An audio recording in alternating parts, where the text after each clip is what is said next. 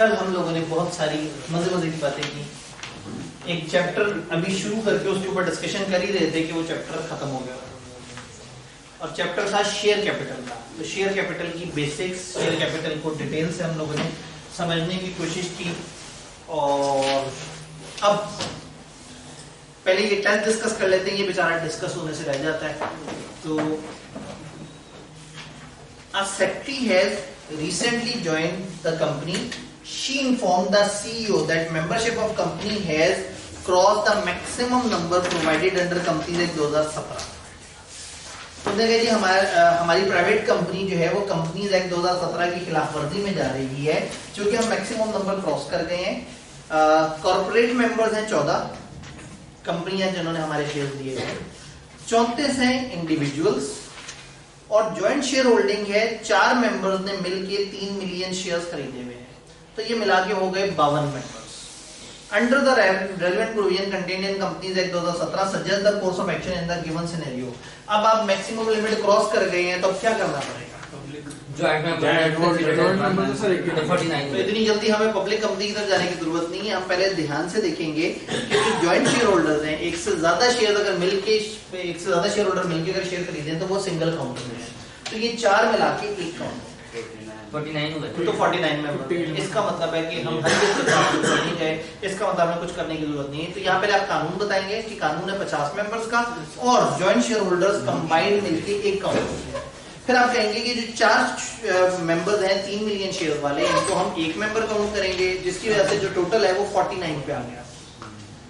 तो ये एक प्यारा सा सवाल था उन लोगों के लिए जिनको ज्वाइंट शेयर होल्डर्स वाला कानून याद है। Kagan Resham Limited holds 60% shares out of total paid up capital of another public company, Naran Silk Limited. Naran Silk Limited further owns 14% shares of Thandiyani Ice Cream Limited. तो कागान ने 60% share लिए हुए हैं नारान के और नारान ने 14% शेयर लिए हुए हैं ठंडियानी के। NSL also entered into an agreement with other shareholders of Thandiani. तो नारान ने ठंडियानी के बाकी शेयर होल्डर्स के साथ मिलकर एक एग्रीमेंट किया है कि 7 में से 4 डायरेक्टर्स अपॉइंट करने का इख्तियार है नारान कंपनी को, ठंडियानी के ऊपर। Explain their relationship with each other under companies act.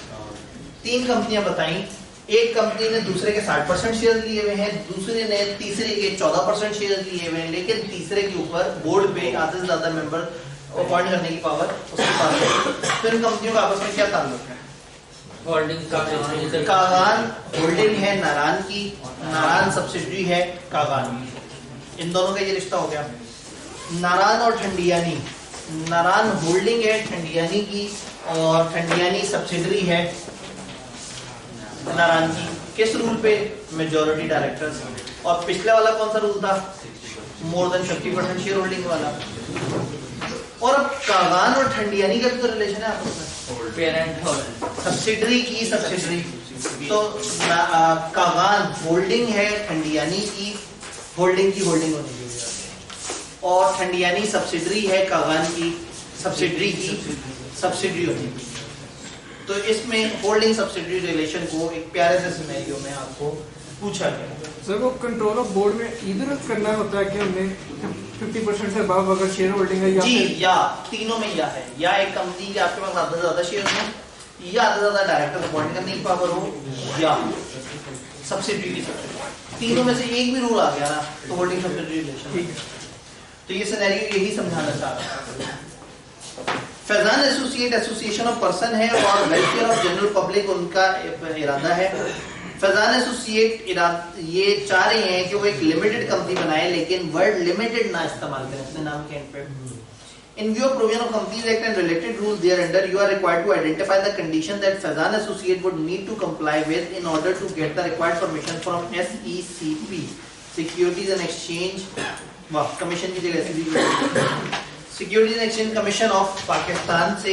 ये ऐसा क्या करें कि इनको एक ऐसा लाइसेंस मिल जाए या ऐसी कंडीशंस फुलफिल कर दें जिसके बाद ये वेलफेयर का इदारा भी बना लें और नाम के साथ लिमिटेड भी ना आए। 4 शर्तें, एसोसिएशन नॉट फॉर प्रॉफिट की 4 शर्तें, वो 4 शर्तें अगर ये फुलफिल कर लेंगे तो फिर एससीसीपी इनको इजाजत दे सकती है इदारा बनाने की। Question 4, Explain the treatment of surplus assets or property of company registered under section 42 of Companies Act in case of dissolution of company. Company dissolve हो जाएगी तो surplus assets का क्या होगा? Members में divide होगा according to their shareholding. खुदा का कॉफी सेक्शन 42 वाली कंपनियां वो वाली नॉट फॉर प्रॉफिट, तो नॉट फॉर प्रॉफिट में डिवाइड नहीं होगा. नॉट फॉर प्रॉफिट बंद होगी तो नॉट फॉर प्रॉफिट जैसे ही सिमिलर उसी तरह के मिलते जुलते ऑब्जेक्ट रखने वाले इदारे को एसेट ट्रांसफर करते. तो यहाँ शायर ने एसोसिएशन नॉट फॉर प्रॉफिट इस्तेमाल नहीं किया सेक्शन 42 में. मैं वो कहता कि ये बड़ा मशहूर सेक्शन है. नॉर्मली सेक्शन इस तरह से नहीं आते. आईकेएफ के पास पेपर में अगर मैं पिछले 15-16 साल में भी एक आध पेपर में आइडेंटिफाई करूं सेक्शन नंबर तो वो सेक्शन 42 ही है. एक आध दफा सेक्शन 42 का उन्होंने नाम लिया वरना वो सेक्शन नंबर नहीं इस्तेमाल करते हैं. तो ये तजुर्बा फिर हमने भी किया है टेस्ट में कि जरा ये काम करें और उसके बाद देखें. तो हमने लोगों को गुमराह किया. हमें खुशी है. 29 अप्रैल को एक मेमोरेंडम फाइल हुआ रजिस्ट्रेशन के लिए, लेकिन इनकार हो गया है क्योंकि प्रिंसिपल लाइन ऑफ बिजनेस जो है उसमें उन्हें लग रहा है वो इनएप्रोप्रिएट है. अब आप बताएं इस इनकार पे आप क्या करेंगे? स्पेशल रेजोल्यूशन आपने मेमोरेंडम अभी कंपनी भी नहीं बनी है, आप रजिस्ट्रेशन के लिए जा रहे थे, उनको आपने मेमोरेंडम जमा कराया, उन्होंने कहा ना जी भाई रजिस्ट्रार ने उस पे एतराज कर दिया. उसने कहा मुझे इस पे एतराज है. दो ऑप्शन है, डेफिशिएंसी ठीक करके दोबारा से अप्लाई कर दें या विद इन 30 डेज एससीसीपी के पास चले जाएं. एससीसीपी का जो फैसला होगा ये कंपनी लॉ छोटा है लेकिन दिमाग से उड़ जाता है. तो ये जहन में रखना है, छोटी छोटी सी बातें जहन में रखने वाली हैं. तो इस वक्त किसी मीटिंग के डिसीजन के अगेंस्ट हम नहीं आ रहे. इस वक्त हमारी कंपनी रजिस्टर ही नहीं हो पा रही, हमारा मेमोरेंडम ही नहीं रिसीव किया उन्होंने. ठीक होगा. A group of persons intends to form a limited liability company with objectives to provide research and related services to pharmaceutical companies. In this respect, one of the promoter proposed Pharma Research Authority as a name of proposed company, which was liked by all promoters. उसने कहा जी मुझे लग रहा है कि अगर हम इस कंपनी का नाम फार्मा रिसर्च अथॉरिटी रख देंगे ना तो बड़ा प्यारा नाम है, इससे लोग अट्रैक्ट होंगे. Under the provision of Companies Act, comment on the validity of name proposed by promoter and suggest how they can overcome the deficiency if any it. उसने बड़ा प्यारा सा नाम दिया फार्मा रिसर्च अथॉरिटी. तो आपने बताना है कि इस नाम में कोई इख्तिलाफ तो नहीं. अथॉरिटी से ना लिंक आ रहा है कि ये कोई गवर्नमेंट का कोई रिसर्च का इंस्टीट्यूट है या कुछ और इस तरह से. तो यहाँ पे पैट्रनेज गवर्नमेंट या गवर्नमेंट के किसी इदारे के साथ फील हो रहा है. ये डेफिशिएंसी है. इसको ठीक कैसे करें? या तो हम नाम कुछ और रखें या एससीसीपी से अप्रूवल ले लें. और क्योंकि हमने कहा था ऐसे नाम रखे जा सकते हैं with approval of SCCP. SCCP के पास जाएं, एससीसीपी सिचुएशन को देखिए. अगर एससीसीपी हमें अलाउ कर देता है तो फिर ये वाला नाम हम रख सकते हैं, अदरवाइज ये वाला नाम हम. और दूसरा गेम, अगर इसके लिए कोई लाइसेंस चाहिए क्योंकि आप नॉट फॉर प्रॉफिट वाला काम करना चाह रहे हैं तो फिर आपको एससीसीपी से नॉट फॉर प्रॉफिट की शर्तें भी करवानी पड़ेंगी. तो ये इदारा बनाते हुए नाम से रिलेटेड और बाकी चीजें आपको ध्यान में देखनी. तो मेनली नाम था. और दूसरा चूंकि 6 नंबर है तो आप सोचेंगे कि 6 नंबर के लिए अब 3-4 लाइनों से तो बात नहीं बनी.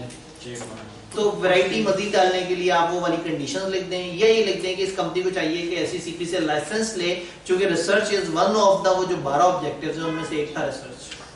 Yes sir. उसके लिए था रिसर्च उसको. यस सर जी. पैट्रोनेज वाले पॉइंट जो वो लिख सकते हैं. हाँ, अब अगेन आप 6 नंबर जस्टिफाई करने के लिए आप कह सकते हैं कि एससीसीपी की परमिशन लिए बगैर हम इस तरह के नाम नहीं रख सकते जिसमें ऐसा हो. इस सिचुएशन में चूंकि ऐसा हो रहा है तो ये नाम ठीक नहीं है. सोल्यूशन ये है कि एससीसीपी की अप्रूवल ले लें तो ठीक है, ना अप्रूवल ले तो ठीक है. और अगर ये लिख दे सर कि अगर वर्ल्ड लिमिटेड लगाए ठीक है. मतलब ये इन्होंने कहा कि वर्ड लिमिटेड लगाएं, लेकिन प्रॉब्लम ये है कि ये बनाना ही नॉट फॉर प्रॉफिट चाह रहा है रिसर्च रिलेटेड. तो अगर तो ये कमर्शियल कंपनी है फिर तो लिमिटेड लगाएं. जो नॉट फॉर प्रॉफिट कंपनी है उसको ये इजाजत है कि वो लिमिटेड के बगैर काम चला सकती है. ये बात हमने पढ़ी हुई है, तभी इन्होंने लिमिटेड नहीं सोचा क्योंकि लिमिटेड के बगैर इजाजत है हमारे पास. तो ये था हमारा खूबसूरत सा टेस्ट. एमसीक्यू तो आपको बताइए. तो एमसीक्यू को हम डिस्कस नहीं करते क्योंकि एमसीक्यू में अगेन फिर वो स्ट्रेट फॉरवर्ड सी बातें. चैप्टर 5 हम लोगों ने पढ़ा. चैप्टर 5 के बारे में थोड़ी सी बात करते हैं. शेयर किसे कहते हैं? ठीक है, शेयर की डिटेल तो ये है, शेयर की डेफिनेशन ये है कि share is a share in share capital. Share एक मूवेबल एसेट है और जिसमें कुछ राइट्स हैं, कुछ ऑब्लिगेशंस हैं। बिल्कुल ठीक कहा। ये ट्रांसफरेबल है, ये एक बंदे से दूसरे बंदे को मुंतकिल भी हो सकता है और इसका डिस्टिंक्टिव नंबर होता है। हर शेयर का अपना एक डिस्टिंक्टिव नंबर है। ये फिजिकल फॉर्म में इशू होता है। ये पेड इन फुल होना चाहिए, हमेशा फिजिकल फॉर्म में होता है। इलेक्ट्रॉनिक फॉर्म में बुक एंट्री शेयर भी हो सकता है। ये इशू कैसे होगा, ट्रांसफर कैसे होगा, इसके बाकी रूल्स क्या होंगे? एज इट इज स्पेसिफाइड, वो हमें नहीं बताए गए। ठीक हो गया। तो हर शेयर का एक सर्टिफिकेट होगा, या फिजिकल सर्टिफिकेट होगा, या वो सीडीसी में होगा, वो सारा कुछ। ऐसे में किबला ऑथराइज्ड और पेड अप कैपिटल में क्या फर्क है? सर ऑथराइज के जितने शेयर इशू हो सकते हैं उसका एक लिमिट होती है। एक लिमिट होती है, शुरू में तय कर लेते हैं हमारी कंपनी मैक्सिमम यहाँ तक जाएगी और मेमोरेंडम में लिख डालते हैं, ये तो हो गया ऑथराइज। तो पेड अप क्या चीज है? सर जो किसी प्राइस के जिसके अगेंस्ट लोगों ने पैसे दिए और वो खरीद लिए, यानी कि ऑथराइज कैपिटल आपने कह दिया हम 10 करोड़ तक जा सकते हैं। आज की डेट पे कितना कैपिटल है? 2 करोड़। तो जो आज की डेट पे लोगों ने पैसे देके शेयर खरीदे हैं वो है पेड अप कैपिटल। इसके लिए कंपाउंड वर्ड इस्तेमाल होता है issued, subscribe and paid up capital. ठीक हो गया, ये हम लोगों ने कवर किया। फेस वैल्यू और मार्केट वैल्यू में क्या फर्क है? सर मार्केट वैल्यू तो वो जो स्टॉक एक्सचेंज, मार्केट वैल्यू जो स्टॉक एक्सचेंज पे चल रहा है, डिमांड एंड सप्लाई की वजह से जो उसमें रेट में ऊपर नीचे हो रहा है वो हो गया मार्केट वैल्यू। तो फेस वैल्यू जो सर उन्होंने अपने उसमें सर्टिफिकेट जो सर्टिफिकेट के ऊपर कागज पे लिखी होती है कि 10 रुपए का शेयर है, 100 रुपए का शेयर है, कितना। और कल हमने ये भी देखा कि ये 10 रुपए भी हम कल को बढ़ा कम कर सकते हैं। तो ये जो कागज के फेस पे लिखा हुआ है वो फेस वैल्यू है। फेस वैल्यू के कोई से 2 और नाम बताओ। नॉमिनल वैल्यू, पार। तो पार वैल्यू लिखा नजर आए, नॉमिनल लिखा नजर आए या फेस लिखा नजर आए, इन तीनों का मतलब सेम है। इसी तरह से इशूड कैपिटल लिखा नजर आए, सब्सक्राइब लिखा नजर आए या पेड अप लिखा नजर आए, इनका मतलब भी सेम। सर इशू और पेड अप बराबर होगा? जी बिल्कुल। मतलब पुराने जमाने में ऐसा हो जाता था कि इशू ज्यादा हो जाता था, लोग सब्सक्राइब कम करते थे। आज इशू भी उतना ही होता है जितना लोगों ने पैसे दिए। तो आज के दौर में पेड अप, सब्सक्राइब और इशूड कैपिटल सेम होते हैं। पुराने जमाने में 3 अलग अलग अल्फाज होते थे 1984 से पीछे। तो अब हम इतना आगे आ गए हैं कि अब हम वो 37 साल पुरानी बातें नहीं कर रहे। ठीक है जी, ऑथराइज, पेड अप और वो सारा कुछ है। कंपनी की लायबिलिटी, ये वाले भाई, ये बिल्कुल सामने एंड पे। कल आए थे आप? नहीं है। आपके साथ वाले भाई, आप भी कल नहीं आए थे? उधर वाले भाई, इधर वाले भाई कल आए थे जी? नहीं। साथ वाले भाई आए थे? ये चीज कॉन्फिडेंस। साथ वाले भाई कहाँ होते हैं आप? लोग नजर आते हैं। नहीं तो जब बारिशें होती हैं तो लोग पढ़ना छोड़ देते हैं, लोग घरों से निकलना छोड़ देते हैं। आ सके ही नहीं थे आप लोग, बस बरसाती नहीं है। बरसाती 200 रुपए की मिल जाती है सर। मसला 200 रुपए। क्लास एक दिन छोड़ने की कीमत 200 से ज्यादा है। तो 200 में बरसाती, मतलब ये तो आप लोग तो फिर तो जब जिस दिन धूप ज्यादा होगी उस दिन भी आप लोग नहीं आएंगे। जिस दिन बिजलियां कड़क रही होंगी उस दिन आप नहीं आएंगे। जिस दिन लाहौर के किसी कोने में फिर आप लोग इतना कमजोर क्यों है? बूढ़े होते जा रहे मतलब फिर आप कहते हैं कि हमने बहुत ज्यादा कमाना है, हमने आगे एक बड़ा इंसान बनना है। तो भाई वो जो बड़ा इंसान बनने तक की रास्ते की दिक्कतें, दुश्वारियां, मुश्किलात हैं, वो भी तो सहे ना। आप कहते मजे भी पूरे लेने और जो है वो मतलब क्वालिफाई करना है। तो भाई क्वालिफाई करने के लिए एक दफा तकलीफ से गुजरना पड़ेगा।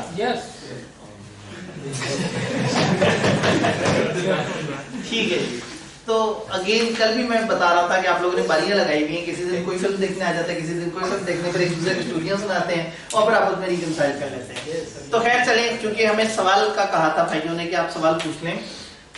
अगर एक कंपनी ने अपना ऑथराइज कैपिटल कहीं लिख के लगाया हुआ है तो उस कंपनी को कोई खास बात जो बहुत ध्यान से फॉलो करनी है, वो पेड अप शेयर कैपिटल उसी साइज में आप वो अपना पेड अप शेयर कैपिटल भी उतना ही प्रोमिनेंट करके, उतना ही वाजे, उतने ही जल्दी हर रूप में करके डिस्प्ले करेंगे, ताकि एक आम यूजर कंफ्यूज ना हो जाए। आम यूजर ऑथराइज कैपिटल देख के समझेगा ये लायबिलिटी है। लायबिलिटी तो वो नहीं होता। लायबिलिटी कौन सा होता है?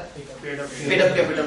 तो पेड अप कैपिटल लायबिलिटी। और जैसे कि भाई ने बिल्कुल सही बताया कि ऑथराइज कैपिटल अगर कहीं लिखना है किसी नोटिस पे, किसी एडवर्टाइजमेंट पे, तो उतना ही वाज़ेह तरीके से आपने अपना पेड अप कैपिटल भी लिख देना। ठीक हो, एक स्टेप आगे गए। शेयर कैपिटल डिफरेंट काइंड्स का हो सकता है और हर काइंड के अंदर अलग अलग क्लासेस हो सकती है।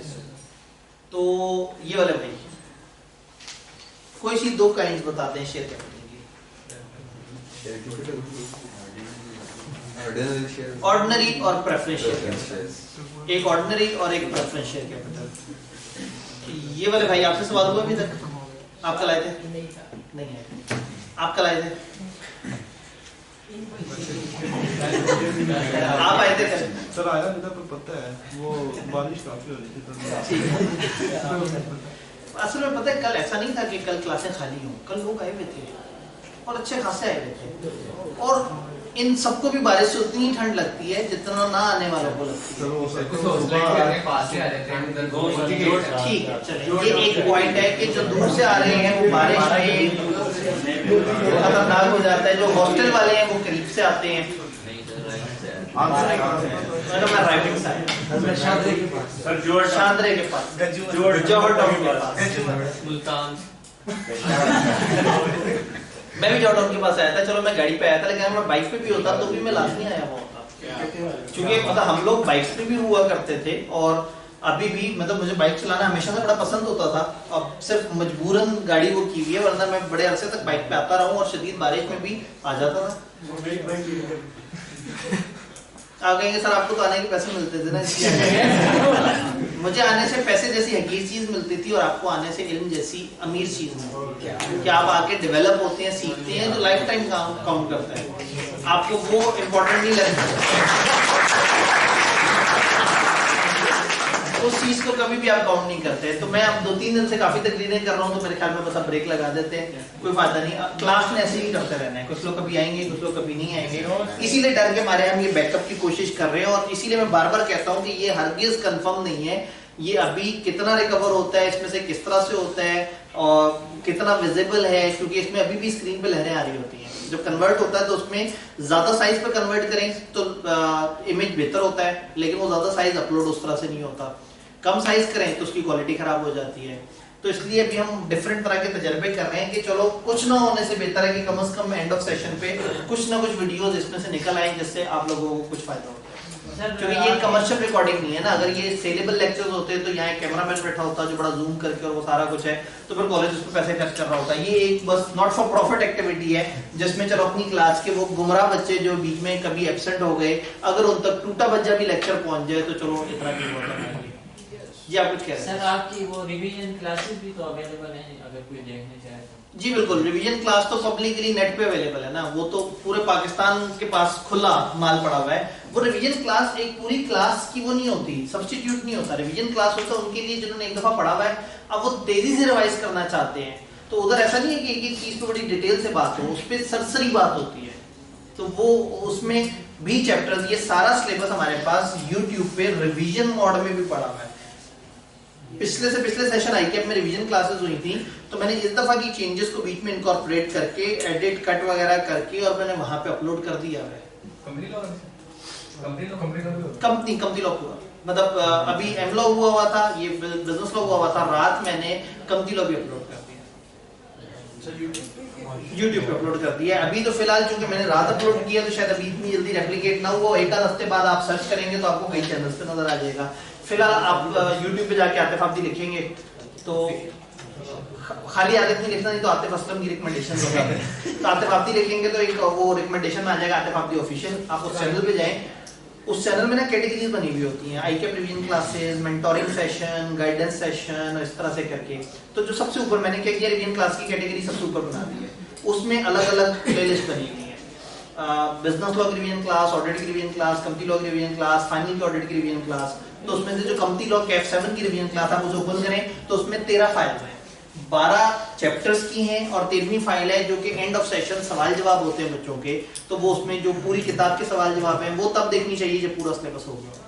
तो अगर किसी का कोई चैप्टर मिस हुआ है या कोई चैप्टर पढ़ा है और अब तो तेजी से रिवाइज करना है, उसके लिए वो रिवीजन क्लास बहुत अच्छी है। इसमें वो 3 चैप्टर थी ना जो सारी लेटेस्ट चीजें डाली हैं। जो चीजें मिसिंग थी वो फिर मैंने जो मॉर्गेजेस एंड चार्जेस था वो उससे 2.5 साल पहले एक दफा ICAP में रिवीजन क्लास हुई थी, उसमें मैंने कराया था।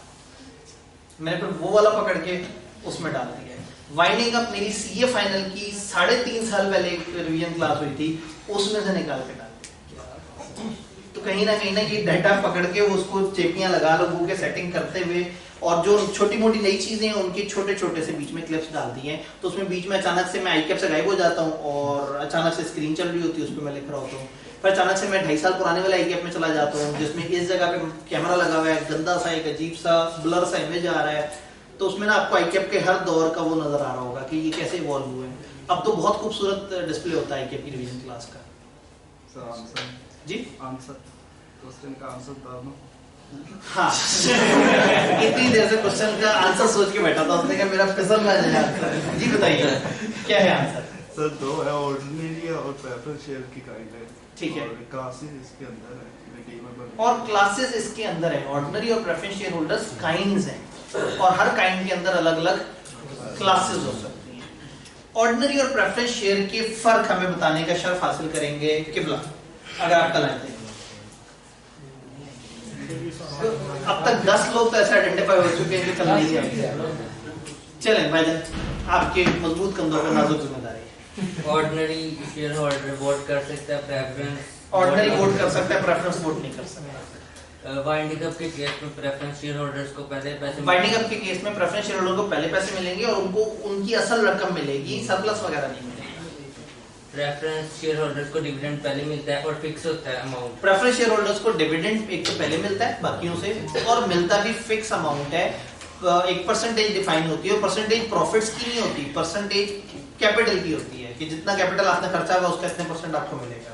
ऑर्डिनरी शेयर होल्डर्स को डिविडेंड बाद में मिलता है और वेरिएबल होता है। ऑर्डिनरी शेयर होल्डर्स को डिविडेंड बाद में मिलता है, वेरिएबल होता है, ज्यादा भी हो सकता है कम भी हो सकता है, बहुत ज्यादा भी हो सकता है बहुत कम भी हो सकता है, जीरो भी हो सकता है।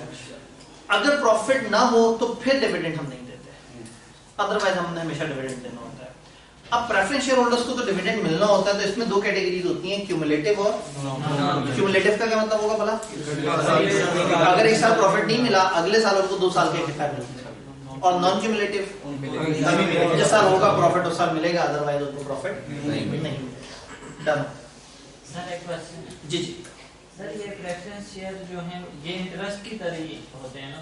जी, प्रेफरेंस शेयर्स काफी हद तक लोन जैसे होते हैं, लेकिन ये इक्विटी इसलिए कहलाते हैं कि इन लोगों को हम इक्विटी में काउंट करते हैं और हो सकता है कि कंपनी बंद हो तो हम इनको पैसे वापस ना करें। ये लेंडर से नीचे रैंक होते हैं। जब कंपनी बंद होगी तो हम पहले लोन जिन्होंने हमें दिया था हम उनके पे करेंगे पैसे, फिर बाद में इनकी तरफ आएंगे।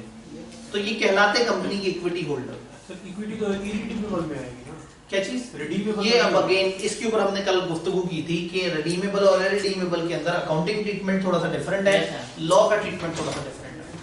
कानून इन सबको शेयर होल्डर मानता है, इनको लेंडर नहीं मानता, चाहे वो रिडीमेबल है चाहे इरिडीमेबल। कानून की नजर में ये शेयर होल्डर है। लॉ कानून अंधा होता है, अकाउंटिंग जरा लॉजिक पे चलती है। वो कहते हैं नहीं जी गौर से देखो है क्या चीज, पैसे दिए फिर पैसे वापस आ जाने हैं, पैसे पे एक फिक्स रकम दी जा रही है, तो टेक्निकली क्या है? लोन। क्या प्रेफरेंस शेयर्स तो चूंकि वो काफी हद तक सूद वाले पैटर्न पे चल रहे होते हैं, तो ये तो ज्यादातर लोग कहते हैं कि ये हलाल नहीं है। जो ऑर्डिनरी शेयर्स हैं उसमें फिर कंपनी का बिजनेस देखा जाता है, कंपनी सही बिजनेस करी गलत बिजनेस करी है। कि गलत बिजनेस करने वाली कंपनी के सही शेयर्स खरीदने का मतलब भी आपने गलत चीज खरीदी हुई है। तो अक्सर लोग क्या करते हैं, फिर डेट इक्विटी रेशियो की बात करते हैं। वो कहते हैं कि जी डेट इक्विटी रेशियो अगर डेट कम है और इक्विटी ज्यादा है, यानी the company is more equity finance, तो कंपनी के प्रॉफिट्स का मेजॉरिटी पाक साफ है। फिर वो अज्यूम करते हैं कि उनको मिलने वाला प्रॉफिट उस पाक साफ पोर्शन से आया होगा। तो इसमें ना फिर बहुत ज्यादा खिचड़ियां बन जाती हैं और कुछ लोग उसको कमोडिटी की तरह ट्रीट करते हैं कि भाई ये चीज है खरीदी, इसके पीछे पता नहीं क्या चल रहा है, ये चीज 100 रुपए की खरीदी और 120 की बेची, ट्रेडिंग करनी। तो वो उस कागज को एक एसेट काउंट करते हैं कि हमने एक मार्केट से 100 रुपए का एक कागज खरीदा और आगे डिमांड एंड सप्लाई बढ़ जाने पे हमने 110 का बेच दिया। तो कुछ लोग प्रॉफिट्स वगैरह के चक्कर में नहीं उसको एक ट्रेडिंग एक्टिविटी के तौर पे काउंट करते हैं। ये नियत डिपेंड करता है। अब अगेन और ऐसा नहीं है कि नियत चेंज होने से चीज चेंज नहीं होती, चेंज हो जाती है। ट्रेडिंग ठीक है। इस्लाम में जो मेन चीज है ना वो नियत है। अमाल का दारोमदार नियतों पे है। फॉर एग्जाम्पल एक बंदा जो है वो पानी के नीचे जाके खड़ा हो जाए और अच्छी तरह से नहा धो के आए और नमाज पढ़ना शुरू कर दे। वुजू में जिस्म का कुछ हिस्सा धुलता है, ये नहा के आ गए, या फर्ज करें तालाब से निकल के आ रहा हो फुल भीगा हुआ वो, तो चूंकि ये तालाब से निकल के आ रहा है और इसका जिस्म मैक्सिमम गीला है तो ये तो फिर नमाज पढ़ सकता है। ये क्या बात है? वुजू करके। इसका मतलब है कि वो चंद हाथों पे मुंह पे एक खास तरीके से छींटे मारना, जब इस्लाम ने डिफाइन किया कि आप इस तरह की एक्टिविटी करेंगे, इस नियत से करेंगे तो ये वुजू कहलाएगी। अब वो नियत नहीं है तो चाहे आप पूरा जिस्म धो के आ जाए, हाँ, लेकिन अगर एक खास तरीके से आप गुस्ल एक खास नियत से करें तो उससे वुजू भी कवर हो जाएगा। तो नियत बड़ी इंपॉर्टेंट है, ठीक है। अब अगेन मतलब मुदारबा एक इस्लामिक इंस्ट्रूमेंट है, वो अलग है, तो इसमें ना नियत बहुत मैटर करती है। आज यही बात करें। याद है एक दिन उन्होंने स्टॉक एक्सचेंज के बारे में सर मुझे लग रहा है मौका आ गया। क्या कहते हैं स्टॉक एक्सचेंज के बारे में, स्टॉक एक्सचेंज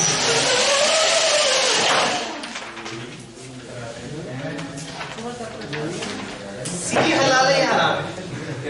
सीए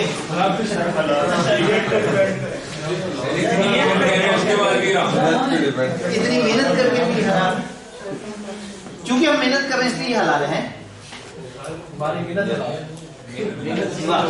अगर गलत जगह मेहनत की जाए, चोर बहुत मेहनत से मेहनत करे और डाकू बहुत ही कमाल अच्छी मेहनत करके डाका डाले तो वो हलाल हो जाता है।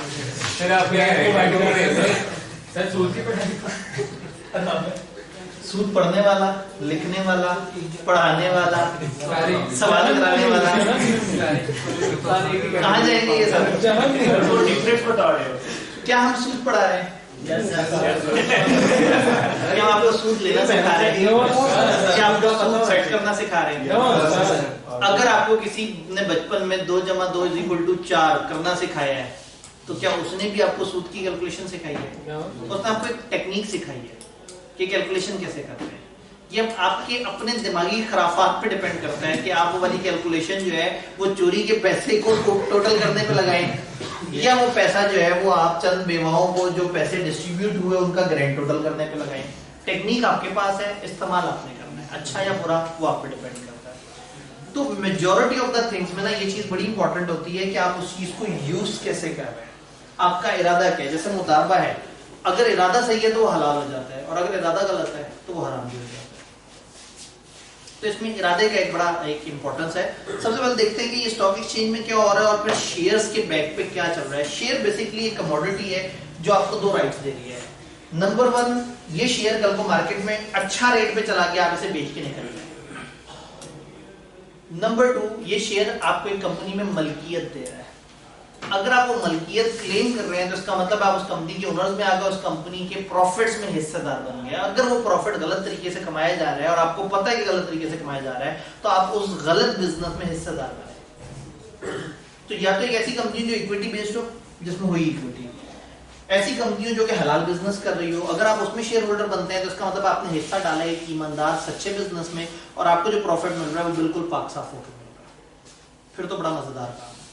लेकिन अगर एक ऐसी कंपनी है जिसके अंदर अभी आपको नहीं पता कि क्या है और किस तरह से, और आप वो शेयर एज अ कमोडिटी लेते हैं, एक चीज एक जिन्स के तौर पे लेते हैं और वो जिन्स की कीमत बढ़ने पे उसे बेच देते हैं और किसी का इस्तेसाल नहीं करते, तो टेक्निकली आपने एक चीज खरीद के बेची है। मुदारबा में भी तकरीबन कुछ इस तरह से होता है कि चीज की जो इक्विवेलेंट वर्थ होती है उसके मुताबिक मामला होता है। अब 2 अलग अलग डायमेंशन है, शेयर कैपिटल या इस्लामिक ट्रेडिंग, किस तरफ जाए? दोनों साइड, दोनों तरफ। दामन वक्त की गुंजाइश भी तो देखनी है। चलें थोड़ा सा दोनों पे बात कर लेते हैं, फिर मैं जरा शेयर्स के ऊपर जरा जल्दी से बात करता हूँ। ये शेयर्स, ये तब आपको समझ आ गया कि कंपनी में से ये स्टॉक एक्सचेंज पे क्या चल रहा होता है। स्टॉक एक्सचेंज में ट्रेडिंग चल रही होती है। बहुत पुराने जमाने में क्या होता था, जब कंपनियों के कॉन्सेप्ट शुरू हुए थे तो उस वक्त चंद लोग होते थे एक पूरे शहर में, और वो अपने शहर से बाहर ज्यादातर सिवाय तिजारत के नहीं निकला करते थे। उसी शहर में कुछ कंपनियां होती थी जो बिजनेस कर रही होती थी, वो उसमें हिस्सा डालते थे और वो कागज उनके पास होता था, और शहर के लोग इतने ज्यादा नहीं होते थे, वो आपस में एक दूसरे से मिलकर अपने कागज खरीदो फरोख्त कर लिया करते थे। फिर गवर्नमेंट बीच में आई, गवर्नमेंट ने कहा जी अब हम इसको रेगुलेट करते हैं। गवर्नमेंट ने क्या किया, अगर आप में से कोई लंबे कद वाला इसको 2 दफा इसका ऑफ का बटन प्रेस करे तो ये वाली लाइट भी बंद हो जाएगी। आप एक बॉल पॉइंट का सहारा भी ले सकते हैं और कुर्सी का भी। इसमें नीचे करके ना ऑफ का एक बटन आ रहा होगा 2 दफा। गवर्नमेंट बीच में आई, गवर्नमेंट ने क्या काम करते हैं, हम रेगुलेट करते हैं। उन्होंने एक कमरा बनाया, उस कमरे में यहाँ गवर्नमेंट का रजिस्ट्रार बैठ गया, जस्ट लाइक जैसे क्लासरूम होता है जिसमें डेस्क पे टीचर बैठा हुआ होता है और यहाँ सामने बच्चे बैठे हुए होते हैं।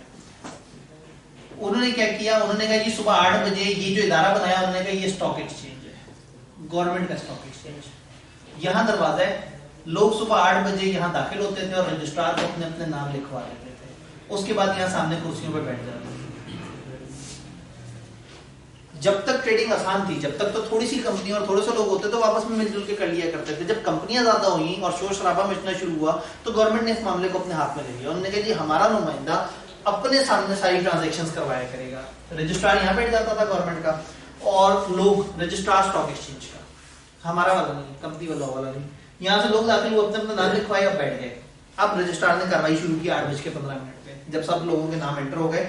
बाद में अगर कोई आएगा तो नाम लिखवाएगा, वो सबसे एंड पे चला जाएगा। सबसे पहले उसने कहा जी मेरे पास लिस्ट में सबसे पहले आ रहे हैं मिस्टर मुश्ताक। हाँ भाई मिस्टर मुश्ताक आप क्या कहते हैं? मिस्टर मुश्ताक ने कहा मेरे पास हबीब बैंक के 200 शेयर्स हैं और मैं 15 रुपए के बेचना चाहता हूँ।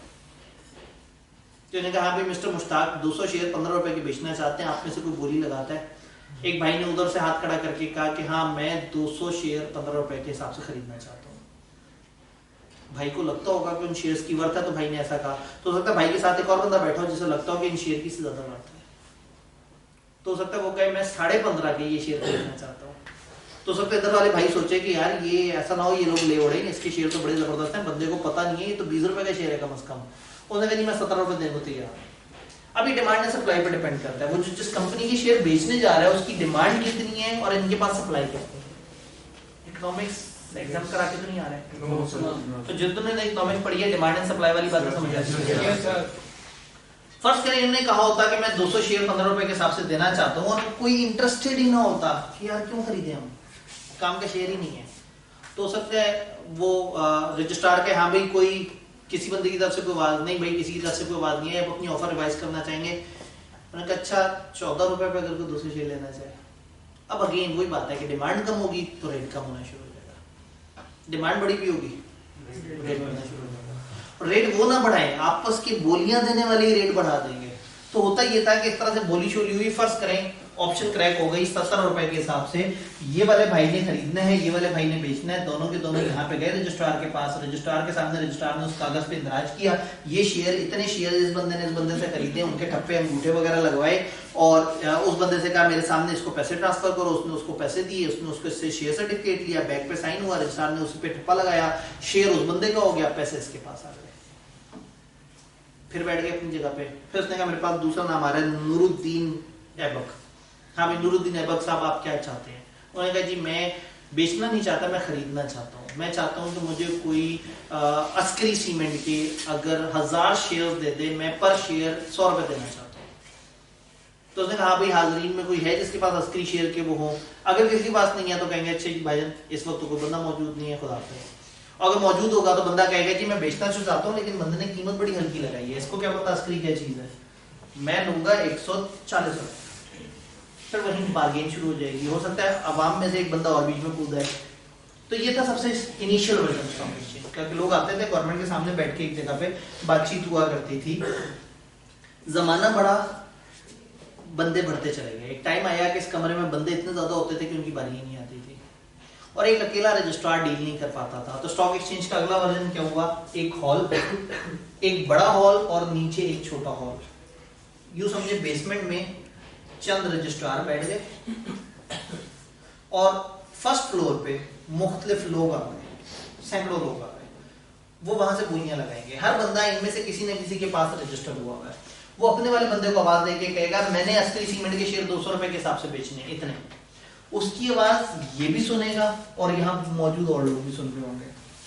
यही बंदा बाकियों को आवाज लगा के कहेगा हाँ भाई मेरे पास खरीदार मौजूद है या मेरे पास सेलर मौजूद है, बताओ तुम्हारे पास ग्राहक है।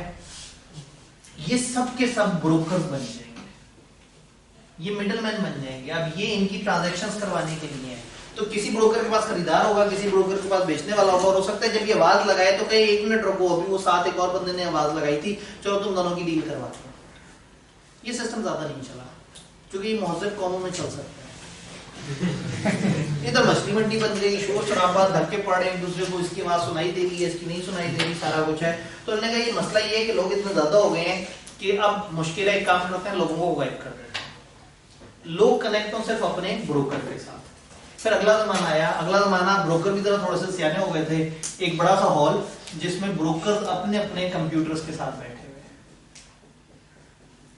शायद कभी आपने टीवी पे देखा हो कि वो दिखाते हैं कि जहां लोगों के सामने स्क्रीन और स्क्रीन झिलमिला रही है, लोग बैठे हुए हैं, हर बंदे के पास 2 फोन है। एक फोन से वो मार्केट के ब्रोकर से कनेक्टेड है और एक फोन से वो अपने कस्टमर से कनेक्टेड है, और सामने स्क्रीन पे मार्केट में क्या चल रहा है वो आ रहा है।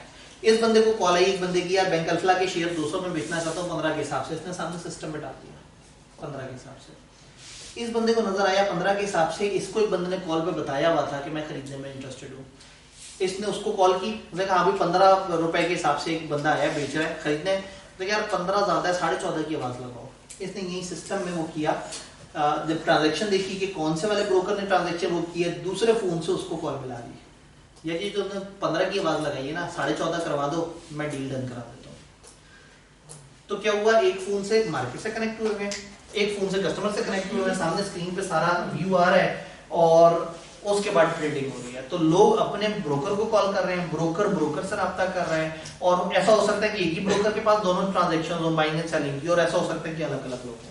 तो ये सिस्टम भी चला, लेकिन इस दौरान भी लोगों को एहसास हुआ क्योंकि भाई ब्रोकर को पूरा दिन कॉल करते रहे और उसने उठाया नहीं, और जब उठाया तब तक चीज का रेट ही इतना ऊपर नीचे हो गया था, सुबह के वक्त का रेट और था, शाम का रेट और हो गया। तो कहानी इससे अगले लेवल पे चली गई, सीडीसी। उन्हें क्या काम करते हैं कि इलेक्ट्रॉनिक बुलेटिन बोर्ड बनाते हैं। इन लोगों को ही हम एक्सेस देते हैं जो मेंबर्स हैं, स्टॉक एक्सचेंज के मेंबर्स होते थे, ब्रोकर्स भी होते थे। उन्होंने कहा ये ब्रोकर्स अपने अपने पोर्टल बनाए और जिसने भी सीडीसी में आना है वो इन ब्रोकर्स के पास आके अपना फिजिकल शेयर जमा कराएंगे। आप अपना फिजिकल शेयर सीडीसी के ब्रोकर के पास जमा कराएंगे, मेंबर के पास, वो फिजिकल शेयर अपनी दराज में रखेगा और आपको इलेक्ट्रॉनिकली उतने शेयर्स अपने अकाउंट के अंदर क्रिएट करवा देगा और आपको यूजर नेम पासवर्ड दे देगा। आप घर बैठे बैठे यूजर नेम पासवर्ड पे लॉगिन करेंगे, आपके सामने एक बॉक्स आएगा और यहाँ लिखा हुआ होगा आपके पास ये 4 कंपनियों के इतने इतने हजार शेयर्स पड़े हुए हैं और इतने पैसे, आप पैसे भी जमा करा सकते हैं। अब फर्स्ट करें 50,000 रुपए रखे हुए हैं और बाकी शेयर्स हैं। आपने यहाँ पे कहा कि मुझे बैंक अल्फला, ये सामने ऑप्शन पे ना, आपने बैंक अल्फला को ड्रॉप डाउन में सिलेक्ट किया, 100 शेयर 20 रुपए के हिसाब से बाय करने। ये क्लिक करके आपने ट्रांजैक्शन फेंक दी सिस्टम कि 100 शेयर मुझे 20 रुपए के हिसाब से। आपकी ट्रांजैक्शन यहाँ आई और गोल गोल गोल गोल घूमना शुरू हो गई, अपने से मिलती जुलती ट्रांजैक्शन को ढूंढ रही है वो। इस दौरान किसी और ने बैंक अल्फला के शेयर बेचने थे, उसने एक ट्रांजैक्शन लगाई, बैंक अल्फला के मुझे 200 शेयर बेचने हैं 19 रुपए के हिसाब से, सॉरी 21 रुपए के हिसाब से। उसकी ट्रांजैक्शन भी यहाँ गोल गोल घूमना शुरू हो गई। जब दो एक जैसी सिक्योरिटी की ट्रांजैक्शंस ऑपोजिट नेचर की घूमना शुरू हुई तो दोनों को उसी शेयर से रिलेटेड पेंडिंग ट्रांजैक्शन नजर आना शुरू हो गई। इसको नजर आया कि एक बंदा 200 शेयर बेचना चाहता है 21 रुपए के हिसाब से, और उसको नजर आया कि एक बंदा 100 शेयर खरीदना चाहता है 20 के हिसाब से। अभी बैठे रहेंगे, देखेंगे किसको ज्यादा जरूरत है। थोड़ी देर तक ट्रांजैक्शन ना हुई, इसको ये होगा ऐसा ना हो कि कोई ये वाला रेट डाले और शेयर ले ले, और इसको भी इसी तरह की टेंशन होगी कि वो कहीं ऐसा ना हो कि मैं बेचना चाह रहा हूँ, ये कस्टमर गायब हो गया तो कस्टमर ही ना मिले। तो बेचने वाले को ज्यादा जल्दी है या खरीदने वाले को ज्यादा जल्दी है, किसको डिमांड या सप्लाई, कौन सी चीज आउट हो रही है, रेट उस तरफ बढ़ रहा है। फॉर एग्जाम्पल इसको लग रहा है कि यार ये खरीद लेना चाहिए, 21 बुरी ऑप्शन नहीं है, लेकिन मैं 21 क्यों दूं, बार्गेन करता हूँ। तो ये क्या करेगा, अपनी पिछली ट्रांजैक्शन डाउन करेगा और एक नई ट्रांजैक्शन डाल देगा 120.5 के हिसाब से और दोबारा सिस्टम में फेंक देगा। उस बंदे को सिग्नल चला गया कि जो एक ट्रांजैक्शन थी उसकी ऑप्शन रिवाइज हो गई है। अब 20.5। अगर उसने भी समझ लिया कि ठीक है बस अब 20.5 बहुत है मैं कर दूं तो कर दे, और नहीं तो अगर तरसाना है, तड़पाना है, वेट करना है, हाँ उस वेट के नुकसान भी हो सकते हैं, ये भी चला गया तो शायद कोई खरीदे भी ना। तो अब यही डिपेंड करता है कि बेचने वाले को ज्यादा जल्दी है, खरीदने वाले को।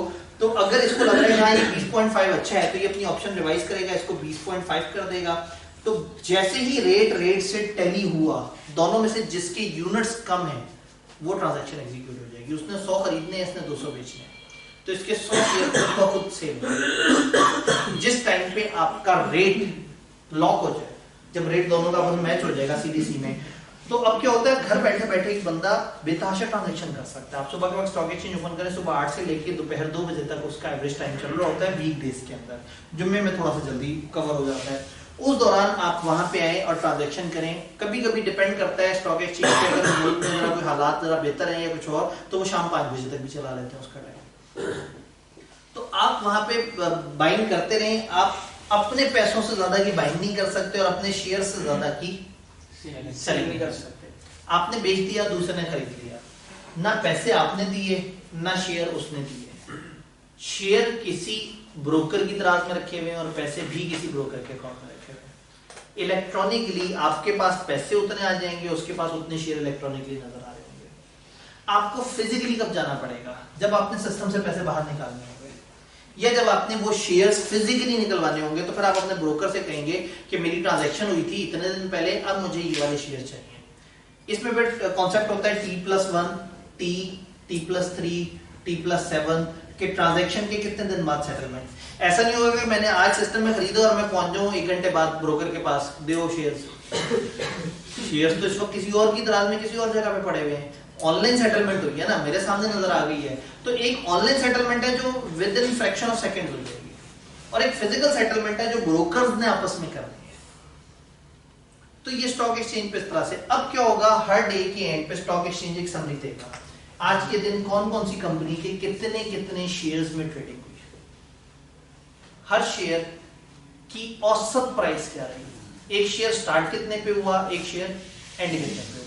फॉर एग्जांपल डे के स्टार्ट में एक शेयर आपने खरीदा, उस वक्त उस शेयर में ज्यादा बाइंग नहीं चल रही थी, आपके पास फर्ज करें 1 करोड़ पड़ा हुआ था, आपने 1 लाख शेयर खरीद लिए 100 रुपए के हिसाब से,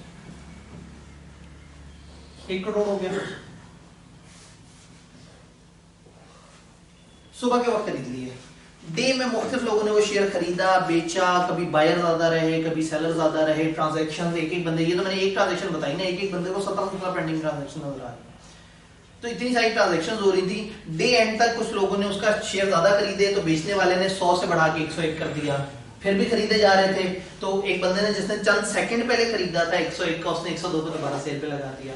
करते करते करते शाम के करीब 105 पे बाइंग एंड सेलिंग हो रही है। ये बंदा जिसने सुबह के वक्त 100 का शेयर खरीदा था, इसने 105 की सेल पे लगा दिया।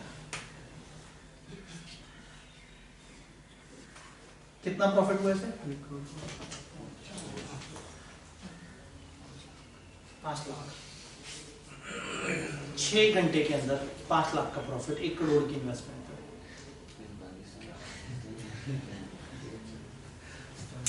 इतना बड़ा नशा। मतलब अगर ये बैंक में रखे हुए होते 1 करोड़ रुपए, तो अगर बैंक बड़ा अच्छा इंटरेस्ट रेट दे रहा होता 12-13% का, तो तब जाके 15-16 दिन में, सॉरी 15-16 दिन नहीं, 6-7 महीने में आप 5 लाख कमाते हैं। अगर बैंक की बात करें, किसी और बिजनेस की बात करें, कहीं करोड़ लगाएं तो ऐसा नहीं होता कि सुबह लगा के हटें और शाम में 5 लाख रुपए का फायदा है। तो ये ऐसा चस्का है कि लोग फिर इसकी तरफ लग जाते हैं। और फिर क्या होता है, रिटायर्ड लोग अपने रिटायरमेंट के बेनिफिट्स और वो सारा कुछ उठा के स्टॉक एक्सचेंज में झोंक रहे होते हैं। और ये इस वक्त तो वर्चुअल है, लेकिन इस वर्चुअल होने के बावजूद भी स्टॉक एक्सचेंज के मेंबर्स को पता है कि ऐसे ही है जैसे ऑनलाइन क्लासों के बावजूद भी बच्चे कहते हैं फिजिकल होगी तो हम पढ़ेंगे। तो ऐसे बाबे अभी भी मौजूद हैं, कहते हैं कि हमें सामने नजर आएगा। तो क्या है, इन सारे ब्रोकर्स ने बड़े बड़े हाउसेस लिए हुए, इस तरह के हॉल में लोग आके बैठ जाते हैं, वहाँ बड़ी सी स्क्रीन लगी होती है, तमाम शेयर्स की जो जिस वक्त स्टॉक एक्सचेंज चल रही होती है ना, उसकी लाइव आ रही होती है। आप स्टॉक एक्सचेंज की वेबसाइट पे दोपहर के वक्त जाएंगे, सुबह के वक्त जाएंगे, तो आपको लाइव जो चल रहा है ना, कि कौन सा शेयर इस वक्त एक्टिवली लास्ट सेकेंड में कितने का ट्रेड हुआ है, सबसे आगे ट्रांजेक्शन कितनी की हुई है, तो वो नजर आ रही होगी, तो बड़ी बड़ी स्क्रीन लगाए हुए होते हैं, बाबे जो है अपने पैसे उन्होंने ब्रोकर के हवाले किए होते हैं, उधर आके कहते हैं यार बैंक अल्फला बहुत उत्ते जा रहा है, 2 करोड़ इधर ला दे। वो फिर उसी बाबे का लॉगिन करके खुद ही सही, और वहां से ये चीज मना होती है कि आप अपना लॉगिन मत दें किसी और को, लेकिन वो ट्रस्ट कर रहे होते हैं, वो बंदा बैठ के 2 करोड़ लगा देता है, तो शाम के वक्त बाबा या तो मर के वहां से जा रहा होता है हार्ट अटैक की वजह से। क्योंकि अगर एक दिन में आपने 5 लाख कमाया है तो एक दिन में 5 लाख गिर भी सकते हैं। सर अगर ना बेचें उसको तो अगर ना बेचें उसको तो दिल नहीं मानता, क्योंकि कोई और शेयर ऐसा नजर आ रहा होता है जिसमें 10-11 रुपए का फायदा हो रहा होता है। लोग कहते हैं काम करते हैं 5 लाख के घाटे में बेच देते हैं, 95 लाख उठा के फलानी जगह लगा देंगे, डे एंड पे 1 करोड़ 10 लेके उठाएंगे, उधर लगाते हैं वो भी डूब जाते हैं।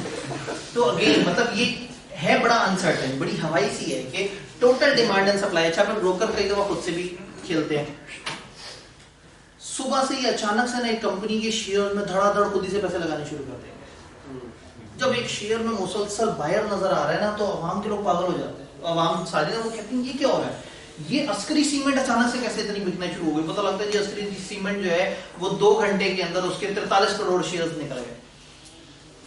सारे सोचते हैं यार ये कोई कमाल चीज है, इसने बढ़ना होगा, किसी के पास अंदर की खबर होगी वो खरीद रहा होगा, चलो हम भी खरीद लेते हैं, बढ़ गया तो भी ठीक है, रोका रहा तो भी ठीक है, और वैसे भी इसमें ऊपर जाने का ट्रेंड तो है, तो एक काम करते हैं खरीद लेते हैं, लालच नहीं करते, 1-8 रुपये ऊपर होकर बेचते हैं,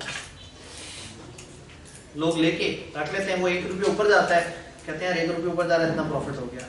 अगर वो 1.5 रुपये ऊपर चला जाए ना तो अब ये गेम है, ये पूरा रिस्क है कि वो अगले ही सेकंड नीचे भी जा सकता है, वो ऊपर भी जा सकता है। पर जिनको ये चस्का पड़ा हुआ होता है ना, वो पूरे दिन अगर वो ऑनलाइन ट्रेडिंग कर रहे हैं तो वो अपने मोबाइल के ऊपर उस ऐप के ऊपर जहां से वो ट्रेडिंग कर रहे होते हैं, ज्यादातर ब्रोकर ने अपनी एप्स बनाई हुई है, वो एप्स के लिंक दिए हुए होते हैं और आप वहां पे ट्रेडिंग कर रहे होते हैं। तो वो पूरा दिन ही हर वक्त जो है वो इतना फेसबुक की नोटिफिकेशन का इंतजार नहीं करता जितना वो वहां पे रेट ऊपर नीचे होने का देख रहे होते हैं। अक्सर लोग तो विद इन सेकेंड्स लाखों रुपए कमा रहे होते हैं। ब्रोकर्स को कमीशन मिलता है, ब्रोकर्स को पर ट्रांजैक्शन कमीशन मिलता है। इधर आप जो ट्रांजैक्शन करेंगे आपने घर बैठे की, आपको लगेगा ब्रोकर को कोई किरदार नहीं, लेकिन रूल ये है कि आप इस सिस्टम में जा ही ब्रोकर के थ्रू सकते हैं। ब्रोकर का एक मेन अकाउंट होता है, वहां आपका सब अकाउंट ओपन हो जाता है। अब आपकी जो भी ट्रांजैक्शन है उस पर ब्रोकर तक कमीशन मिलेगा, बहुत छोटा सा कमीशन होता है, पर मतलब शेयर के हिसाब से 100 रुपए पे 2 पैसे, मतलब बहुत ही मामूली सा। लेकिन जब बात करोड़ों की हो रही होती है और एक दिन में जब सैकड़ों हजारों तरह की ट्रांजैक्शन हो रही होती है, तो फिर ब्रोकर बनने के लिए आपको स्टॉक एक्सचेंज का मेंबर बनना पड़ता है, उसकी सीट खरीदनी पड़ती है। वो सीट तकरीबन 2010 के आसपास तो 11 करोड़ की होती थी, 2010 के आसपास। ब्रोकर की वालों की इतनी कंपनी है पूरी वही ये स्टॉक एक्सचेंज पेज पे सब नहीं नहीं, असल में स्टॉक एक्सचेंज की वेबसाइट पे जो कंपनीज नजर आ रही होती हैं वो होती हैं जिनकी शेयर्स ट्रेड हो रहे हैं। ब्रोकर की लिस्ट भी है। हाँ, जो ब्रोकर्स है, ब्रोकर्स जो है वो तकरीबन 200 के करीब इन्होंने परमिशन दी थी कि 200 के करीब ब्रोकर बन सकते हैं। एक ब्रोकर होता है, फिर एक बड़ा हाई नेटवर्थ इन्वेस्टर भी होता है। कई दफा एक कंपनी बड़े लेवल पे आके ब्रोकर वाला अकाउंट ले लेती है, क्योंकि वो कंपनी अपने म्यूचुअल फंड चला रही होती है, लोगों का हजारों लोगों का पैसा पकड़ के वो एज अ ब्रोकर इन्वेस्ट कर रहा है।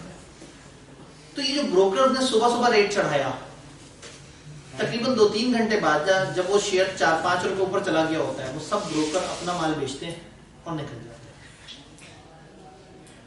और जो हाइप पे 5-5 रुपए महंगा खरीद के बैठे होते हैं वो इंतजार कर रहे होते हैं कि अब मेरे से 1 रुपया मजीद महंगा वो खरीदेगा, बायर गायब हो जाता है। वो बैठे रोकते रह जाते हैं कि क्या हुआ, और अगले दिन वो शेयर सबसे नीचे गिरा हुआ होता है। अच्छा, कहीं ऐसा ना हो कि एक दिन में बहुत ज्यादा तूफान हो जाए, तो ज्यादातर शेयर 5% का एक कैप लगा होता है, ज्यादातर कुछ जगह से कम ज्यादा परसेंटेज भी हो सकती है। अगर एक शेयर 100 रुपए पे शुरू हुआ है तो दिन में वो 105 से ऊपर नहीं जा सकता। ये कंपनीज ने लगाया, ये स्टॉक एक्सचेंज ने लगाया होता है। कौन से सेक्टर? इसको कहते हैं अपर लॉक लग गया। शायद आपने कभी तजारती खबरों में सुना हो कि बहुत सारे शेयर्स अपर लॉक में थे। अपर लॉक का मतलब है वो अपनी उस दिन की मैक्सिमम लेवल पे पहुंच गया, उससे ऊपर की ट्रांजैक्शन नहीं हो सकती। जो एंटर करेगा 105 से ऊपर का रेट यहाँ एंटर कोई नहीं कर सकेगा। इस तरह से लोअर लॉक भी होता है। तो ज्यादातर 5% रेट होता है, लेकिन ये डिपेंड करता है कंपनी की फेस वैल्यू क्या है, कंपनी में ट्रांजैक्शंस कितनी है। ये लॉक्स थोड़े बहुत चेंज होते रहते हैं। तो स्टॉक एक्सचेंज कोशिश करता है कि ऐसा ना हो कि एक ही दिन में एक शेयर 100 से उठ के चले और 700 में चला जाए, कि लोग तो शुगर मेला कर ही रहे हैं पैसों के साथ। तो अपर लॉक और लोअर लॉक। फिर मार्केट में मंदी रही, तेजी रही। तेजी का मतलब है कि आज बहुत वॉल्यूम ट्रेड हुआ, मंदी का मतलब है वॉल्यूम कम ट्रेड हुआ। वॉल्यूम का मतलब है नंबर ऑफ शेयर्स, कितने हेसेस शेयर्स के लिए वर्ड इस्तेमाल होता है कि कितने हेसेस की खरीदो फरोख्त हुई। फिर आपने देखा होगा बेरिश ट्रेंड रहा, बुलिश ट्रेंड रहा, बुल नजर आ रहा है, बियर नजर आ रहा है। बुल एग्रेसिव जानवर है, मार्केट में एग्रेशन का मतलब है हम बुल बना के दिखाएंगे कि जी बुल, आज मार्केट में बुलिश ट्रेंड रहा है कि मार्केट ऊपर जा रही है तेजी से। बेयरिश ट्रेंड का मतलब है ठंडी मार्केट है, बायर मिल ही नहीं रहा, लोग आके ट्रांजैक्शन नहीं कर रहे। बेयर बेसिकली वो बर्फानी बेयर है, वो जो ठंडा जानवर है, वो वाला बेयर नहीं है जिसको देख के हम जरा परेशान हो जाए। तो bull is aggression and bear is के ठंडा। फिर वो जो सामने आपके आ रहा होता है, डे में पहुंच जाए तो आपको सामने लिस्ट नजर आ रही है, डे एंड पे पहुंचे आप इस वक्त अगर जाएं या रात में किसी वक्त वेबसाइट खोलेंगे तो आपको आज के दिन की समरी नजर आएगी। आज के दिन सेक्टर वाइज हर कंपनी का नाम लिखा होगा उस कंपनी में कितने शेयर्स की खरीदो फरोख्त हुई, ये लिखा होगा कि कम से कम क्या प्राइस थी, ज्यादा से ज्यादा क्या प्राइस थी, एवरेज प्राइस क्या रही उस पूरे दिन के अंदर। तो कुछ लोग ऐसे होते हैं कि वो स्टॉक एक्सचेंज पे जाने से पहले ना 1 महीने तक तो हर दिन की एंड की समरी को ऑब्जर्व करते हैं कि ओवरऑल ट्रेंड क्या चल रहा है, ओवरऑल कौन सा शेयर। अच्छा, कुछ लोग क्या करते हैं, वो कहते हैं कि इससे पहले कि हम असल पैसे से खेलें, वो एक वीडियो गेम खुद ही बना लेते हैं, एक एक्सेल की शीट बनाते हैं, सोचते हैं 30 दिन तक हम ट्रेडिंग नहीं करेंगे, लेकिन फील यही करने के हमने ट्रेडिंग करनी है। तो एक्सेल की शीट में लिख दिया कि हमने लाख रुपए से शुरू किया। फिर डे में जाके देखा, एक टाइम पे बैंक अल्फला का शेयर 115 का आ रहा है, लिख दिया हमने 115 के 100 शेयर खरीद लिए अपने पास, टोटल इतना माइनस हो गया, अपने टोटल में से माइनस करके दिखा दिया। फिर शाम के करीब रेट देखा एक और उसका, तो अच्छा जी हमने अस्करी सीमेंट इतने का खरीद लिया, वो भी लिख दिया। अब दिखा दिया कि डे एंड पे हमारे पास 70,000 रुपये पड़े हुए हैं और 2 कंपनियों के इतने शेयर पड़े हुए हैं। अगले दिन कुछ और खरीद लिए।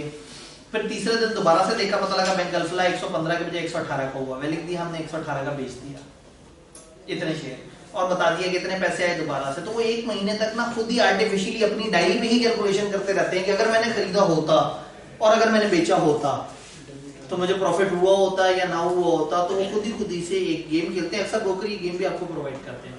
वो कहते हैं मार्केट में एंटर होने से पहले आपको हम मार्केट जैसा व्यू दे देंगे, यहाँ रेट लेटेस्ट आ रहे होंगे, ट्रांजैक्शन भी ऐसा लग रहा होगा कि आप कर रहे हैं, लेकिन वो ट्रांजैक्शन एक वीडियो गेम के अंदर पार्ट हो रही है, डमी ट्रांजैक्शन हो रही होगी। और उसके अंदर तो जब आपको लग जाए 1 महीने के अंदर आपको समझ आ गया कि ये मार्केट आपको समझ आ रही है, तब आप इस मार्केट में आ सकते हैं। इंतहाई वॉलेटाइल मार्केट है। वॉलेटाइल मतलब बड़ी तेजी से बदलने वाली मार्केट। बाहर के मुल्कों में एक सिस्टमैटिक रिस्क होता है। बाहर के मुल्कों में क्या होता है कि वो देखते हैं कि वो कंपनी जिसकी ग्रोथ अच्छी है, वो कंपनी जो अच्छे डिविडेंड दे रही है, वो कंपनी जिसने अच्छी अनाउंसमेंट्स की है, वो कंपनी जिसके अच्छे प्रॉफिट्स आए हैं, लोग उस कंपनी की शेयर ज्यादा खरीदना चाहते हैं। तो शेयर्स की price are very much linked with the performance of company. But Pakistan में ये रूमर्स पे चल रहा है, एक कंपनी के बारे में मार्केट में क्या खबर है, और कंपनी तो दूर की बात है, कंपनी कोई भी हो, ये जो कंपनी आज अचानक से बढ़ना शुरू हो गई है ना, ये कोई कमाल चीज होगी, ये खरीद लेनी चाहिए। आप स्टॉक एक्सचेंज में इन्वेस्ट करने लगे, अचानक से पता लगा 2 धमाके हो गए, अचानक से पता लगा IMF ने एक नया वो रूल पास कर दिया, फलाना हो गया, इन्वेस्टर डर जाता है। वो कहता है लो जी अब तो मेरा पैसा मार्केट के अंदर फंसा ना रह जाए। अचानक से आया जी अब हम ट्रेडिंग करने वालों को 2% एक्स्ट्रा टैक्स करेंगे, लोग घबरा के अपना पैसा रोक लेते हैं। जब लोगों ने पैसा रोका, बाइंग एंड सेलिंग रुक जाती है, तो वो कंपनी का शेयर जिसमें आज 22 करोड़ शेयर ट्रेड होने थे वो 0 पे आ जाता है। तो ऐसा लगता है कि वो शेयर की वर्थ गिर गई, शेयर की वर्थ नहीं गिरी, इन्वेस्टर का पैटर्न आउट हो गया। अब स्टॉक एक्सचेंज बड़े जबरदस्त तरीके से चल रही थी, बेनजीर की डेथ की खबर आई, एकदम से लोगों ने कहा अब तो ऐसा तूफान बदतमीजी मच जाने, अब तो ऐसा हंगामे वगैरह होने, हमारा पैसा पता नहीं पाकिस्तान में सिक्योर है या नहीं, पैसा निकालो। लोगों ने सबने सेल पे लगा दिया। जब सबने सेल पे लगा दिया तो बाई करने वाला था ही कोई नहीं। अगले दिन शेयर और नीचे, अगले दिन शेयर और नीचे, अगले दिन शेयर और नीचे थे। उस वक्त मार्जिन भी चलता था। मार्जिन कहते हैं बदला फाइनेंसिंग, ये सारे अल्फाज जो आप सुनते हैं। जिस बंदे ने 1 करोड़ रुपया लगा के 5 लाख कमाया है ना, वो सोचता है काश मेरे पास 3 करोड़ रुपए है, तो मैं कितना कमाता। स्टॉक एक्सचेंज कहता है 1 मिनट, तुम्हारा जितना पैसा पड़ा है ना उससे 3 गुना हम तुम्हें लोन देंगे, हम तुम्हें बदला देंगे, हम तुम्हें मार्जिन देंगे। तो उन्होंने एक रूल सेट कर दिया है कि अगर एक बंदा एलिजिबल इन्वेस्टर हो तो जितना उसका पैसा पड़ा हुआ है उसका तकरीबन 3 गुना वो लोन पे वो कर सकता है। तो मेरे पास अगर 1 करोड़ आ रहा है ना, तो मैं 4 करोड़ तक की ट्रांजेक्शन कर सकता हूँ। 4 करोड़ की ट्रांजेक्शन करूंगा, पैसे ऊपर आएंगे, तो मैं 5 लाख के बजाय 20 लाख कमाऊंगा। उस 1 दिन के लिए जो मैंने लोन लिया है उनसे, उस 1 दिन का वो मुझे इंटरेस्ट चार्ज करेंगे उस 3 करोड़ के ऊपर। जो कि चंद हजार बनेगा। तो अगर 20 लाख रुपए कमाने के लिए चंद हजार खर्चने पड़े तो मैं सोचूंगा खर्च लेते हैं। लेकिन प्रॉब्लम ये है कि अगर रेट नीचे गिरा हुआ है तो मैं सोचूंगा आज नहीं कल बेचता हूँ शेयर, कल रेट और नीचे गिरा हुआ है मैं सोचूंगा कल नहीं परसों बेच देंगे। मैं तो लोन लेके बैठ गया, हर दिन इंटरेस्ट पड़ता रहेगा। 3 करोड़ रुपए पर डे के हिसाब से इंटरेस्ट का रेट भी अच्छा तगड़ा है, वो बढ़ता रहेगा। तो ये मार्जिन फाइनेंसिंग या बदला फाइनेंसिंग कहलाती है। पुराने जमाने में होती थी, बेनजीर की डेथ के बाद मार्जिन वाले तो तबाह हो गए, बर्बाद हो गए। उसके बाद गवर्नमेंट ने डिसीजन लिया कि मार्जिन बदला फाइनेंसिंग को जब तक बहुत ज्यादा सिक्योर एनवायरनमेंट पाकिस्तान में नहीं हो जाता हम दोबारा नहीं लेके आएंगे। तो अभी बहुत ही सिलेक्टेड लेवल पे चल रहा है करंटली मार्जिन बदला फाइनेंसिंग, ये उतना ज्यादा एक्टिवली काम नहीं कर रहे स्टॉक एक्सचेंज। तो स्टॉक एक्सचेंज हमारे पाकिस्तान की सिचुएशन पे डिपेंड करता है, गवर्नमेंट कितनी स्टेबल है, आर्मी ने क्या बयान दे दिया, इंडिया ने क्या बोल दिया, फलाना क्या हो गया, मुल्क में लंबी लोड शेडिंग तो नहीं हो गई, कोई फेसबुक पर कोई नोटिफिकेशन आ गई। तो इस तरह से र्यूमर्स पे चल रहे होते हैं। तो सब लोग मिलकर ना बस गेम खेल रहे हैं। किसी को कंपनी से कोई लगाव नहीं होता हम कौन सी कंपनी खरीद रहे हैं क्या, उनको लगाव होता है हम चीज क्या खरीद रहे हैं, वो कागज कितना अच्छा बिकता है। तो टेक्निकली सबके सब एक कागज लेके कागज बेच रहे हैं। किसी को कंपनी के अंदर इन्वेस्टर बनना या कंपनी में मेंबर बनने से बहुत ज्यादा गर्ज नहीं है। कुछ लोग लॉन्ग टर्म इन्वेस्टमेंट करते हैं, वो देखते हैं कंपनी का शेयर बड़ा नीचे आया हुआ है, उन्हें कि ये कभी ना कभी तो ऊपर जाएगा, ऊपर ना भी गया तो कंपनी कुछ ना कुछ प्रॉफिट तो देगी, तो वो पैसा उठा के 3-4 साल के लिए लगा देते हैं। 3-4 साल बाद वो सारे ऊपर नीचे अप्स एंड डाउन्स की गुजार के वो कंपनी अगर सही चली है तो कुछ ना कुछ बेहतर हो ही देगी। ना भी हो तो 3-1 साल में आपने डिविडेंड भी कुछ ना कुछ कमा लिया होता है, 3 साल बाद आप उसको थोड़ा लॉस पे भी बेच देते हैं तो आपको ज्यादा बुरा नहीं लगता। तो स्टॉक एक्सचेंज का एक रूल जो वो बताते हैं, SECB का एक पोर्टल है जमा पूंजी, आप गूगल पे लिखेंगे जमा पूंजी, उर्दू में मतलब इंग्लिश लेटर्स में जमा पूंजी लिखना है। ये पोर्टल SECB इन्वेस्टर्स को गाइड करने के लिए बनाया है। इस पोर्टल पे आप जाएंगे तो आपको गाइड करते हैं कि स्टॉक एक्सचेंज क्या है, इन्वेस्टमेंट कैसे करनी है, इन्वेस्टमेंट करने के रूल्स क्या हैं, कोई कंपनी जेन्युइन है या नहीं ये कैसे देखना है, म्यूचुअल फंड क्या होता है, किस तरह की सिक्योरिटी में इन्वेस्ट करना चाहिए। तो कुछ जनरल रूल्स उन्होंने बताए हुए हैं। तो जो सबसे कॉमन रूल है वो ये है कि स्टॉक एक्सचेंज में वो पैसा नहीं लगाना जो नीड का है, वो पैसा लगाना है बिल्कुल फारिग है, जो ऐसा है जिसको अगले 4-5 साल नहीं भी देखेंगे फर्क नहीं पड़ेगा, क्योंकि जो डे टू डे रेट के नीचे होने से घबरा के बेच देता है वो हमेशा लॉस से होता है।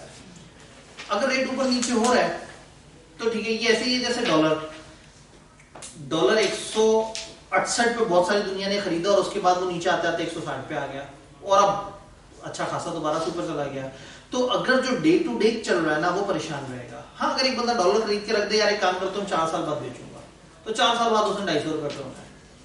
अल्टीमेटली एक टाइम गुजरने के बाद चीजें ऑटोमेटिकली इन्फ्लेशन की तरफ जारी होती हैं। तो वो पैसा जो बिल्कुल फारिग पड़ा हुआ है वो फिर वो कहते हैं कि ब्लड प्रेशर और दिल के मरीज स्टॉक एक्सचेंज की तरफ में है। और इन्वेस्टमेंट करें, कंपनी की थोड़ी सी रिसर्च करें, सिर्फ र्यूमर पे इन्वेस्ट मत करें, क्योंकि र्यूमर्स वाली जो इन्वेस्टमेंट है वो 1-2 दिन के अंदर तबाह हो जाती है। सेफ सेक्टर है सर, कोई सेफ सेक्टर है जहाँ अगर कोई ऐसा सेफ सेक्टर हो तो सारे वहीं लगाएंगे, जब सारे वहीं लगाएंगे तो सेफ नहीं। जैसे आपके दिल में ये ख्याल आ रहा है, आप तो चंद हजार या चंद लाख को सोच रहे हैं जिनके पास चंद अरब रुपए पड़े होंगे। भाई बिजनेसेस कमाते हैं अच्छा खासा, बैंक में रखें तो भी डर लग रहा होता है, वो कहते हैं यार स्टॉक एक्सचेंज में लगा लेते हैं। जी भाई, आप कुछ कहना चाह रहे हैं? सही इंडेक्स वगैरह का कॉन्सेप्ट है।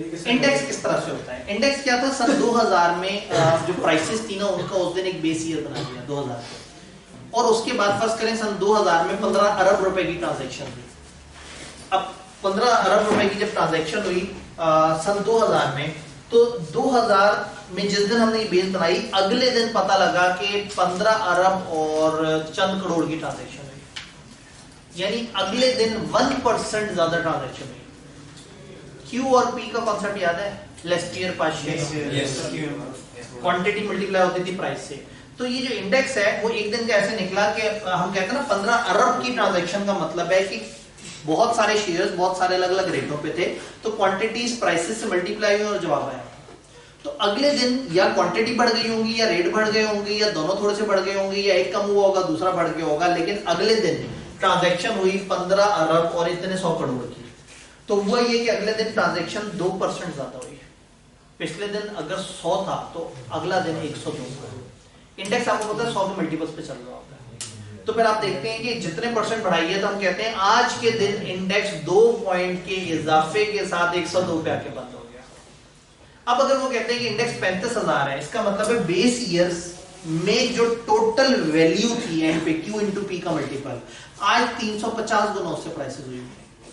और पिछले दिन अगर 35,000 इंडेक्स था और आज 35,200 है, तो इसका मतलब है पिछले दिन की निस्बत उस बेस ईयर को ध्यान में रखते हुए 200 पॉइंट्स मार्केट ऊपर गई है।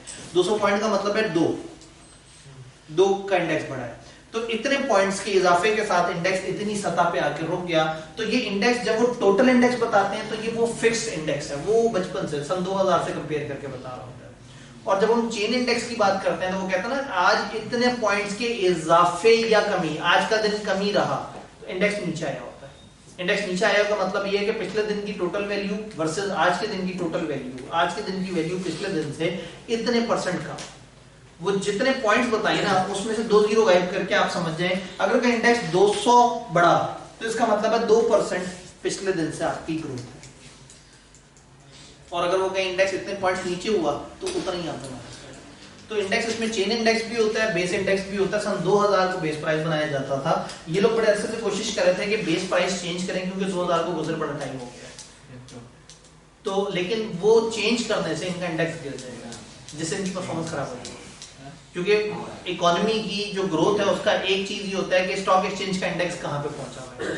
तो अगर इन्होंने बेस ईयर चेंज कर दिया, आसपास में लिया है, पिछले 1 आध साल वगैरह को लिया है, तो ऑटोमेटिकली इंडेक्स गिर जाएगा, जिससे एकदम से नून लीग वाले शोर मचा देंगे। देखो पीटीआई ने इंडेक्स गिरा के 300 पे ले लिया, हम लोगों ने तो 35,000 40,000 60,000 इतने पे पहुंचाया हुआ था। सर ये तेजी और मंदी से यानी वो होता है इंडेक्स। हाँ ये तेजी और मंदी, अरे मार्केट में तेजी है, ज्यादा लोग बाइंग कर रहे हैं, ज्यादा बाइंग कर रहे हैं तो ज्यादा ट्रांजैक्शन होगी। हाँ अगर तेजी छोटी वैल्यू की चीज में है तो शायद इतना फर्क ना पड़े। तो हम देखते हैं पिछले दिन की टोटल वैल्यू कितने रुपए की गेम हुई। तो जब आप हर दिन स्टॉक एक्सचेंज की वेबसाइट खोलेंगे ना तो वहां पे लिखा हुआ आएगा कि टोटल कितने करोड़ या कितने अरब क्वांटिटी में ट्रांजैक्शन हुई और कितने रुपए में ट्रांजैक्शन हुई। डन जी। सर अच्छा पोर्टफोलियो कैसे क्रिएट करते हैं? अच्छा पोर्टफोलियो कैसे क्रिएट करते हैं? पहली बात, जेब में ज्यादा पैसे होने चाहिए सबसे पहले। दूसरी बात, डाइवर्स करना है, अलग अलग सेक्टर में लगाना है। कुछ सीमेंट में लगा दिया, कुछ ऑटोमोबाइल में लगा दिया, कुछ फलाना में लगा दिया, कुछ बैंकिंग में लगा दिया, कुछ फलाना, अलग जगह फैलाया। और तीसरा हौसला करना है। तो जो ये तीनों काम करते हैं वो जरा ज्यादा बेहतर तरीके से चलते हैं। जो एक ही जगह सारा पैसा लगा देते हैं वो या पूरा डूबते हैं या बहुत तर जाते हैं। तो ये डिपेंड करता है।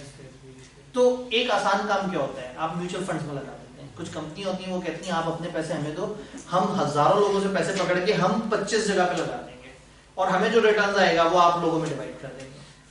तो फिर क्या होता है कि आप 25 कंपनी में इन्वेस्ट नहीं करते, वो कंपनी जो म्यूचुअल फंड होती है आपसे कहती है हमारा एक यूनिट 100 रुपए का है, आप बताओ कितने यूनिट खरीदने हैं। आपने मेरे पास लाख रुपये है, चलो जी मुझे 1000 यूनिट दे दो, आपके हाथ में 1000 यूनिट आ गए। अब आपको 1000 यूनिट की कीमत ऊपर नीचे होकर मिलेगी।